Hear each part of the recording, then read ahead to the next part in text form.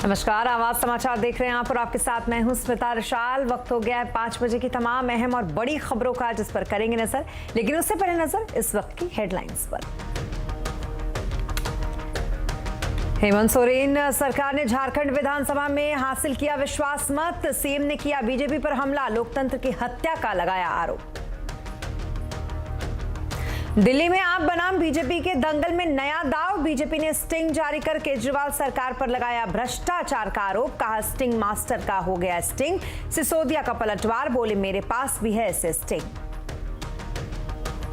शिंदे गुठी असली शिवसेना, मुंबई दौरे पर आया गृह मंत्री अमित शाह का बयान। लाल बाग के राजा के दर्शन किए सीएम शिंदे और डिप्टी सीएम फडणवीस ने भी गणपति की पूजा की। हफ्ते का मजबूती के साथ आगाज, मेटल रियलिटी शेयरों में खरीदारी, कंज्यूमर गुड्स बैंकिंग शेयरों में तेजी। सेंसेक्स 443, निफ्टी 126 अंक चढ़े। फेडरल बैंक की किसी बड़े बैंक के साथ मर्जर की तैयारी, कोटक बैंक से हुई शुरुआती चर्चा। सीएनबीसी आवाज की सुपर एक्सक्लूसिव खबर के बाद इंट्राडे में 7% का उछाल। फेडरल बैंक ने खबरों से किया इनकार। भारी बारिश से देश की आईटी सिटी बेंगलुरु डूबा। विप्रो, मॉर्गन स्टैनली जैसे दिग्गज कंपनियों ने स्टाफ को वर्क फ्रॉम होम करने को कहा। भारतीय नौसेना के लिए बना पैसेंजर ड्रोन, बिना पायलट के भरेगा उड़ान। पुणे के एक स्टार्टअप का कमाल।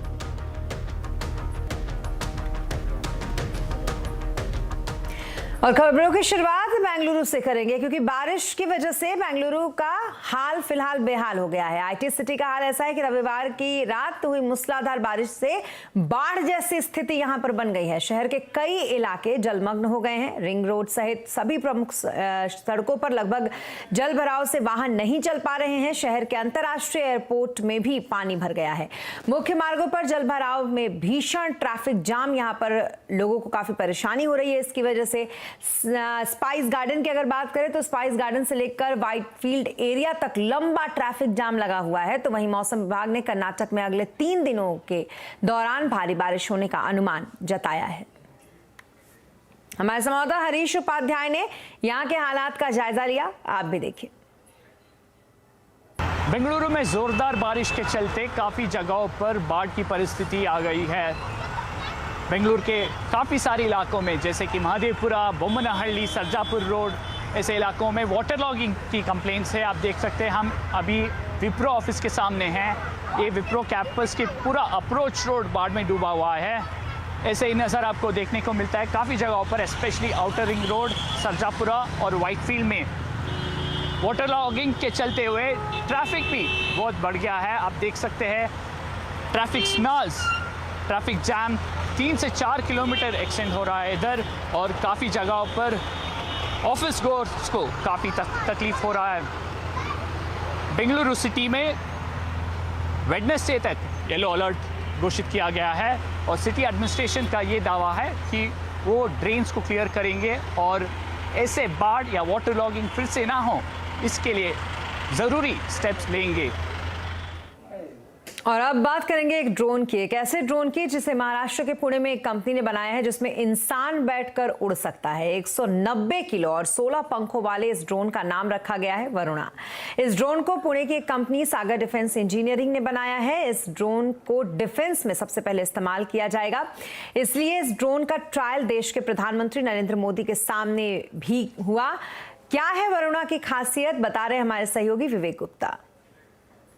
देखिए, जिस तरीके से बड़ा सा ड्रोन है उसे सागर डिफेंस इंजीनियरिंग ने बनाया है, और ये हिंदुस्तान का पहला ड्रोन है जिसमें इंसान बैठकर फ्लाई कर सकता है। जी हाँ, बिल्कुल आपने सही सुना और सही देख भी रहे हैं कि इस बड़े ड्रोन में इंसान आराम से बैठकर फ्लाई कर सकता है। ये कोई हेलीकॉप्टर या कोई छोटा फ्लाइंग हेलीकॉप्टर नहीं है, बल्कि एक ड्रोन है। बाकायदा इसमें जो पंखे जो ड्रोन में लगे रहते हैं, रॉयटर्स को बोलते हुए लगे हुए हैं। हालांकि थोड़े बड़े बड़े पंखे हैं ताकि ये सेफ्टी प्रिकॉशंस के तहत कुछ भी उसमें हादसा ना हो। ह्यूमन फ्लाइंग ड्रोन किस तरह से लोगों के लिए एक वरदान साबित हो सकता है, खासकर अभी मैंने आपको शुरू से बताया, खासकर एवैक्यूएशन प्रोसेस, जो हादसा हो जाता है, कोई बड़ी घटना हो जाती है, वहाँ पर इंसान आसानी से या जल्दी में नहीं पहुँच पाता, वहाँ के लिए इस ड्रोन को बनाया गया है। 500 मीटर तक ये ऊंचाई उड़ सकता है।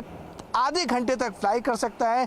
यानी कि आप समझिए कि कोई आदमी अगर एयर एम्बुलेंस में जा रहा है या फिर एम्बुलेंस जो सड़क पर है उसे एक जगह से दूसरी जगह पहुंचने में घंटों लगते हैं, उसमें इस फ्लाइंग ड्रोन में जिसमें ह्यूमन बीन है किसी पेशेंट को एक जगह से दूसरी जगह पहुंचाने में कुछ मिनट लगेंगे। तो ये एक तरीके का फ्यूचर मशीन है। स्टार्टिंग में ये सिर्फ डिफेंस को दिया जाएगा, डिफेंस के बाद जब प्राइवेट कंपनीज या प्राइवेट लोग इसमें इन्वॉल्व होंगे तो वो भी इस तरीके के ड्रोन खरीद सकते हैं जिसमें इंसान आराम से फ्लाई कर सकते हैं। तो वहीं ड्रोन सेक्टर में अनुमान से ज्यादा तेज ग्रोथ देखने को मिल रही है और यही वजह है कि सरकार ड्रोन PIL स्कीम के आवंटन में बढ़ोतरी कर सकती है। आवंटन कितना बढ़ सकता है और सरकार की क्या कुछ योजना है, इसको लेकर संवाददाता रोहन सिंह ने ड्रोन सेक्रेटरी अंबर दुबे से इस पर एक्सक्लूसिव बातचीत की। PLI स्कीम की अगर हम खासतौर पर बात करें तो हमारा प्रोजेक्शन उसमें भी हमने बढ़ाया होगा। जी बिल्कुल, और हम लोग के लिए तो वाकई में अब थोड़ी परेशानी भी बढ़ गई है, बट ये अच्छी कहते हैं दाग अच्छे हैं तो ये वो परेशानी अच्छी है। और जैसे इस साल जो करंट ईयर है हमारा 22-23, इसमें हम एक्सपेक्ट कर रहे थे 400 करोड़, बट जो इंडस्ट्री से हमें हिंट मिल रहा है ये 400 की जगह 700 करोड़ इस साल हो जाएगा। और अगले साल का हमने 900 करोड़ का प्रोजेक्शन दिया था कैबिनेट को, वो कह रहे हैं कि वो 1500 हो सकता है। तो आप ये देख लीजिए कि ऑलमोस्ट 60-70% एक्स्ट्रा प्रोडक्शन हो रहा है। इतनी ज़्यादा डिमांड मार्केट से आ रही है और प्रोड्यूस हो रहा है। और ये सब सिर्फ आंकड़े नहीं है, ये GST इनवॉइस बेस्ड है। तो ये जो एक्चुअली बन के बिक रहे हैं उसकी मैं बात कर रही हूँ, सिर्फ बन के जो फैक्ट्री में पड़े हुए वो वाले नहीं है। ये real sale backed by GST invoices है, तो ये रियल सेल है। तो आने वाले दिनों में अगर इंडस्ट्री को ज़रूरत पड़ी तो आप जो उन्हें मदद दे रहे हैं उसको बढ़ाने पर भी कोई विचार किया जा सकता है? जी बिल्कुल, इसमें देखिए कोई वादा तो आई एम नॉट ऑथराइज कि मैं कोई वादा ऐसे कर सकूं सरकार की तरफ से, बट जो हमें आश्वासन ये दिया गया है कि अगर इंडस्ट्री अच्छा परफॉर्म करेगी तो सरकार पीछे नहीं हटेगी। ये तो हमारी खुशी की बात है कि जो हमने थोड़ा सा सीड मनी एक इंसेंटिव की तरह हम दे रहे थे, वैसे तो असली काम तो युवा स्टार्टअप्स यानी मेहनत और अपनी लगन और ईमानदारी और नेवर से डाई वाली स्पिरिट में कर रहे हैं ना, तो हमारा रोल तो सिर्फ बस उनको इंसेंटिवाइज करना था। तो ये इंसेंटिव जाएगा, बिल्कुल मिलेगा उनको। और अगर वो ज़्यादा सेल करेंगे तो हमारी GST अर्निंग भी तो बढ़ रही है ना। तो मानी बात है कि हमारी तरफ से कोशिश रहेगी कि इंसेंटिव भी प्रोडक्शन के साथ साथ हमारा इंसेंटिव भी बढ़े।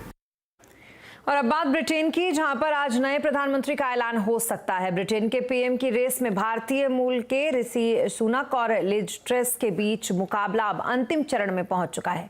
माना यह जा रहा है कि लिज ट्रस इस मुकाबले में ऋषि सुनक को पछाड़कर विजेता बन सकती हैं। खबर पर ज्यादा जानकारी के लिए हमारे साथ है लंदन से हमारे संवाददाता संजय सूरी। संजय जी, कौन बन रहा है ब्रिटेन का PM? तो पीछे ये है 10 डाउनिंग स्ट्रीट, जो कि ब्रिटेन के प्रधानमंत्री का निवास है। कुछ देर तक तो प्रधानमंत्री बोरिस जॉनसन यहाँ मौजूद हैं, लेकिन कल परिवर्तन आ जाएगा। कुछ ही देर में घोषणा हो जाएगी, निर्णय सामने आ जाएगा कि ऋषि सुनक और लिज ट्रस के बीच में प्रधानमंत्री बनने की दौड़ में कौन जीता।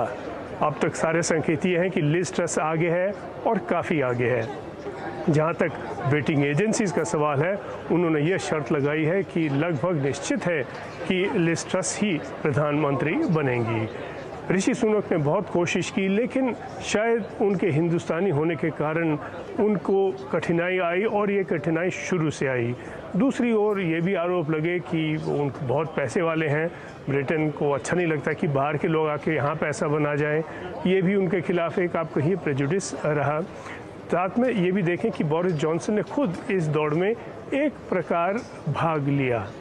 उनको हटाने वाले ऋषि सुनक ही थे और शायद बोरिस जॉनसन ने भी बदला लिया और इस रेस के दौरान उन्होंने सामने आकर तो नहीं, लेकिन निश्चित तौर पर लिज ट्रस को सपोर्ट किया और वो नतीजा जो है सामने आ रहा है। साथ में ये भी देखना पड़ेगा कि ऋषि सुनक की अपनी कैंपेन कुछ लिहाज से ढीली थी। उन्होंने ऑनलाइन साधन बहुत इस्तेमाल किए, जो कि कंजर्वेटिव पार्टी के वोटर्स की दुनिया से कुछ जुदा है। खैर, ये तो अब देखा जाएगा कि कारण क्या था, लेकिन जो भी कारण था, जो भी निश्चय है, वो शीघ्र सामने आ जाएगा। जी बहुत शुक्रिया तमाम डिटेल्स के लिए संजय जी आपका। और अब बात दिल्ली की, जहां पर नई आबकारी नीति में कथित घोटाले को लेकर बीजेपी और आम आदमी पार्टी के बीच घमासान बढ़ता जा रहा है। इसी सिलसिले में आज बीजेपी ने एक स्टिंग वीडियो जारी करके आम आदमी पार्टी पर बड़े घोटाले का आरोप लगाया। इस स्टिंग वीडियो के जरिए बीजेपी ने दावा किया है कि सीबीआई की तरफ से दर्ज किए गए केस में आरोपी नंबर 13 सनी मारवा के पिता कुलविंदर मारवा ने खुफिया कैमरे पर आप सरकार की ओर से कमीशन लिए जाने की बात कही है। बीजेपी प्रवक्ता संबित पात्रा ने स्टिंग ऑपरेशन जारी करते हुए कहा कि स्टिंग मास्टर का स्टिंग हो गया। एक एक व्यक्ति से पहले मालूम पड़ा कि 60-60 करोड़, जैसे इनसे मारवा साहब से 60 करोड़ रुपए लिया होगा अपने व्यक्तिगत कमीशन के लिए। तो मारवा साहब कहते हैं कुछ कुछ लोगों से तो 150-150 करोड़ ले लिया है, और ये जो है ये सरकारी खाते में नहीं जा रहे थे, मतलब ये मनीष सिसोदिया के खाते में जा रहे थे, जिसको हम तब से मोटा माल कह रहे थे। मोटा माल 60 करोड़ का किसी से, मोटा माल 150 करोड़ का किसी से। आप सोच के देखिए किस कदर लूट और घपला दलाली मची हुई थी। तो वहीं दूसरी तरफ दिल्ली के डिप्टी सीएम मनीष सिसोदिया ने बीजेपी के स्टिंग ऑपरेशन का जवाब दिया। सिसोदिया ने कहा कि उन्हें फंसाने की कोशिश रची गई है, उनके पास भी स्टिंग है। भारतीय जनता पार्टी काफी दिन से चिल्ला रही है घपला हो गया, घपला हो गया। कभी 1300 करोड़, कभी 8000 करोड़, कभी 500 करोड़, कभी 144 करोड़, कभी 30 करोड़। फिर सीबीआई से इन्होंने एफआईआर कराई तो सीबीआई ने भी ढूंढ ढांड के दूर से कहीं से स्ट्रेच करके दो कंपनियों के बीच की किसी वाइट डीलिंग को जबरदस्ती मेरे ऊपर थोपने की कोशिश। उसके बेस पे मेरे घर पे रेड डलवा दी, घर पे कुछ नहीं मिला। अब जब सीबीआई से एक तरह से क्लीन चिट मिल गई कि जी इनके पास तो कुछ नहीं मिल रहा, तो अब बीजेपी कह रही है जी देखो सीबीआई नहीं ढूंढ पाई, अब हम स्टिंग करके देंगे। फिर वो कोई सड़क पे चौराहे पे खड़े होकर किसी को गाड़ी पे बिठा के कुछ कहते हैं, उसके कोई सवाल जवाब करते हैं, वो स्टिंग है, मजाक है। तो ऐसे स्टिंग मेरे पास भी है, मैं भी दे दूंगा कल बहुत सारे, फिर आप उसको भी चलाना। और खबर झारखंड से, जहां के मुख्यमंत्री हेमंत सोरेन ने आज विधानसभा में विश्वास मत हासिल कर लिया। सोरेन को 81 सदस्यों वाली विधानसभा में 48 वोट मिले। पिछले कई हफ्तों से हेमंत सोरेन की सदस्यता पर तलवार लटक रही थी। ऑफिस ऑफ प्रॉफिट के मामले में चुनाव आयोग की सिफारिश गवर्नर के पास पड़ी हुई है। इस बीच विश्वास मत के बहाने हेमंत सोरेन में बीजेपी पर जमकर भड़ास निकाली। सोरेन ने कहा कि बीजेपी सत्ता के लिए किसी भी हद तक जा सकती है। सांप्रदायिकता फैलाकर बीजेपी देश में गृह युद्ध कराना चाहती है। बीजेपी ने आजादी के अमृत महोत्सव के नाम पर देश के झंडे को भी बेच दिया। सोरेन के भाषण के दौरान बीजेपी विधायकों ने सदन में जमकर हंगामा किया। बीजेपी ने सोरेन पर लोगों का ध्यान भटकाने के लिए लोक लुभावन ऐलान करने का आरोप भी लगाया। तो वहीं सोरेन ने कहा कि राज्य में जब तक यूपीए की सरकार है, बीजेपी अपने मंसूबों में कामयाब नहीं होगी।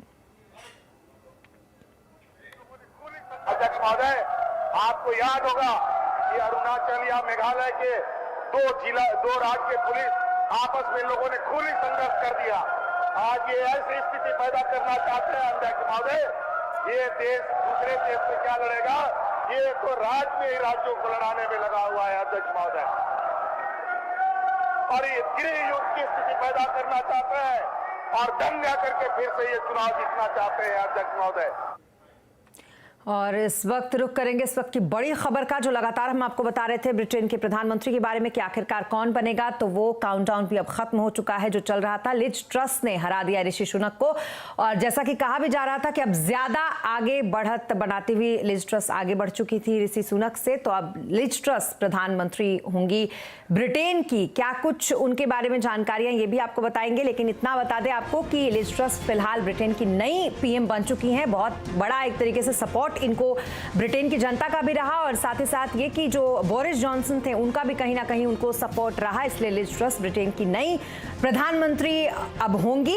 आपको ये भी बता दें कि बहुत ही अच्छा मुकाबला रहा ऋषि सुनक और इनके बीच में, लेकिन आखिरी मैदान में जाकर बहुत पीछे हो गए थे ऋषि सुनक लिज ट्रस से। और अब नई जो प्रधानमंत्री होंगी वो होंगी लिज ट्रस यहाँ की, यानी कि ब्रिटेन की। बहुत ज्यादा उम्मीदें थी भारतीयों को कि इस बार कोई भारतीय प्रधानमंत्री बनेगा ब्रिटेन का, लेकिन ऐसा हो ना सका। आपको बता दें कि लिज ट्रस ने उन्हें इस मुकाबले में हरा दिया है और अब वो ब्रिटेन की नई प्रधानमंत्री होंगी, बोरिस जॉनसन की जगह लेंगी, जिन्हें उन्हें फिलहाल कुछ ही समय पहले हटाया गया था उनके पद से, एक तरीके से कहा जा सकता है। हालांकि उन्होंने इस्तीफा दिया था, लेकिन मजबूरन उनको ये इस्तीफा दिया गया था और अब लिज ट्रस ब्रिटेन की नई प्रधानमंत्री होंगी। उन्होंने ऋषि सुनक को इस मुकाबले में, यानी कि जो उनके और ऋषि सुनक के बीच का मुकाबला था, उसमें हरा दिया और अब वो यहां इस पद की दावेदार हो गई हैं लिज ट्रस। आपको लिज ट्रस के बारे में थोड़ा सा बता दें तो आपको बताएं कि दरअसल 47 साल की उम्र की हैं ये और ऑक्सफोर्ड में इनका जन्म हुआ था।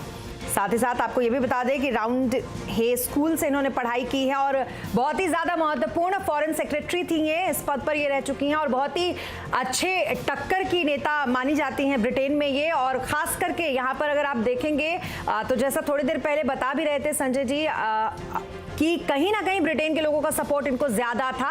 ऋषि सुनक पर कहीं ना कहीं बाहरी होने का एक था तमगा और उसकी वजह से वो इसमें पिछड़े।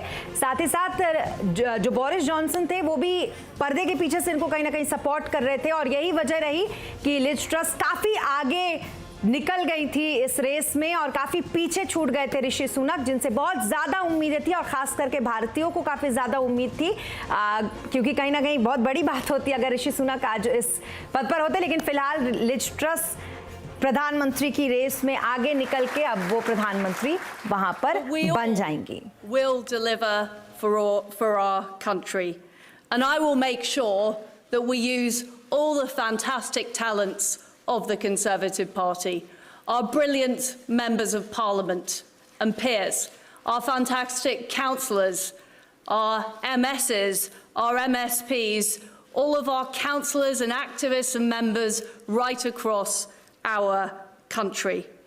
Because my friends, I know that we will deliver, we will deliver, and we will deliver. And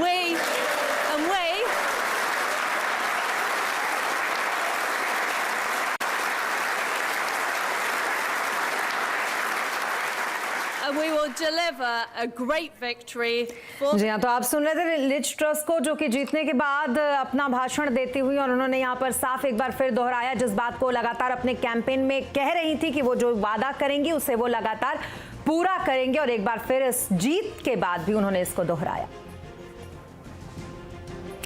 और अब बात करेंगे बिहार की।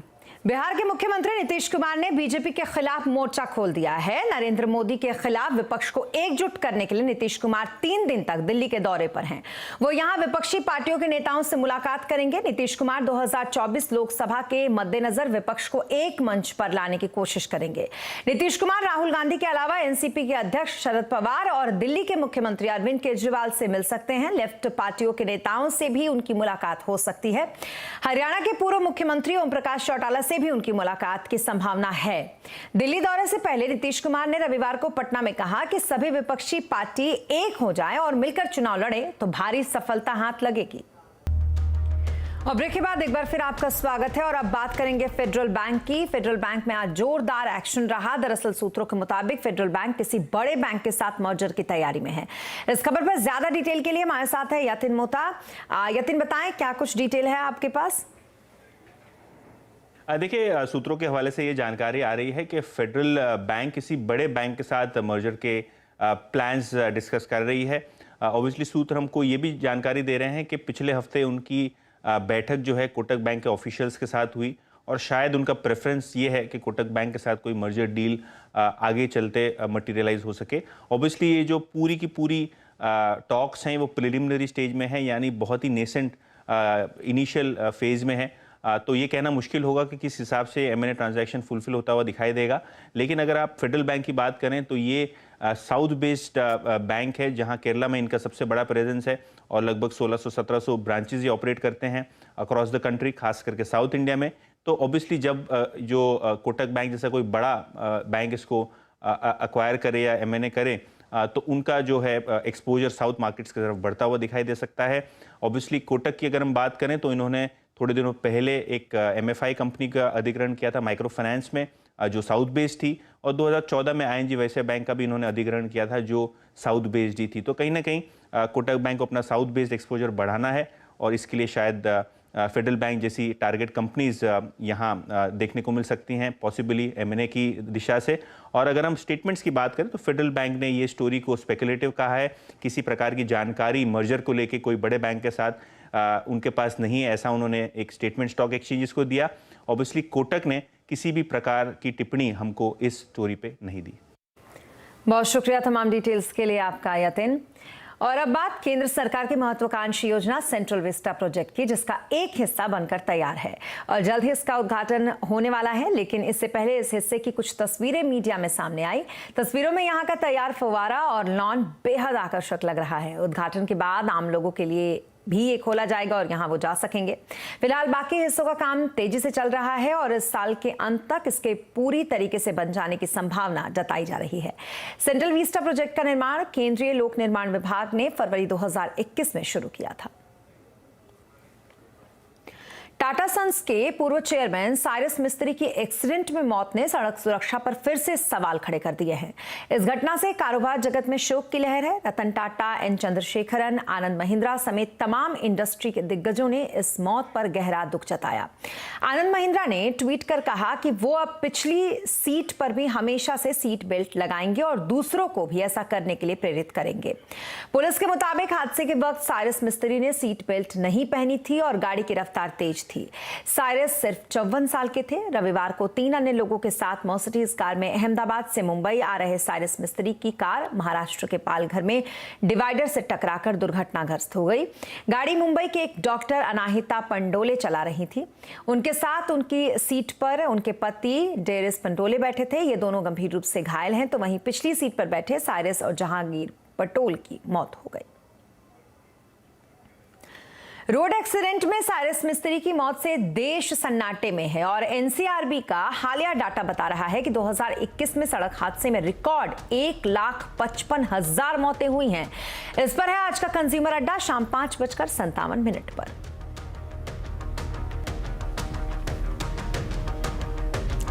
और अब बात करेंगे गणपति की।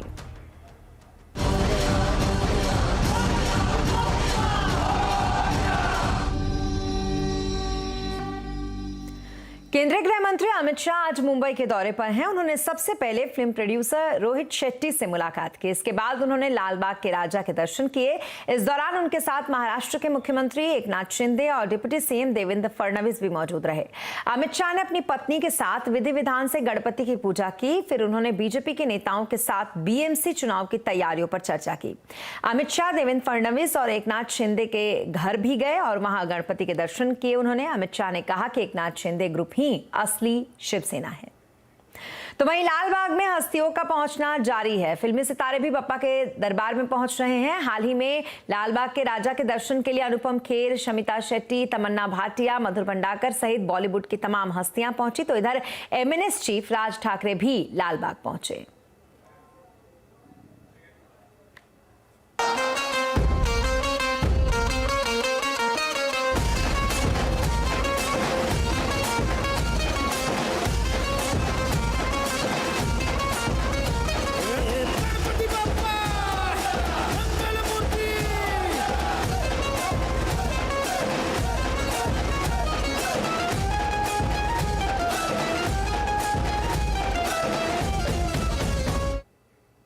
और आज 5 सितंबर है, यानी कि शिक्षक दिवस। इस दिवस के मौके पर राष्ट्रपति द्रौपदी मुर्मू ने आज 45 शिक्षकों को नेशनल अवार्ड दिए।